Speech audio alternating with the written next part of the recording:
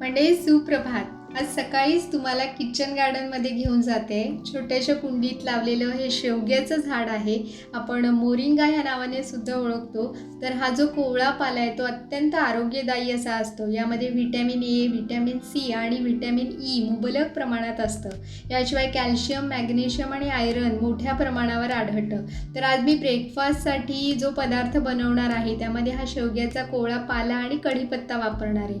ही पानं आधी स्वच्छ 2-3 पाण्यात धुवून घ्यायची. इथं मी बारीक चिरलेला टोमॅटो घेतला आहे, आलं लसूण पेस्ट आहे, हिरवी मिरची आहे आणि बारीक चिरलेला कांदा आहे. हे सगळं वापरून मी टोमॅटो ऑमलेट करते. तर त्यामध्ये मी कढीपत्ता आणि ही शेवग्याची कोवळी पानं बारीक चिरून घातलेली आहे. तर ब्रेकफास्टसाठी न्यूट्रिशियस असा बेसन चिल्ला किंवा टोमॅटो ऑमलेट तयार आहे. तर मंडळी, तुम्ही शेवग्याच्या पानांचा उपयोग नक्की कशा प्रकारे करता? प्रतिक्रिया अवश्य कळवा. पुन्हा एकदा सुंदर सकाळच्या आरोग्यदायी शुभेच्छा.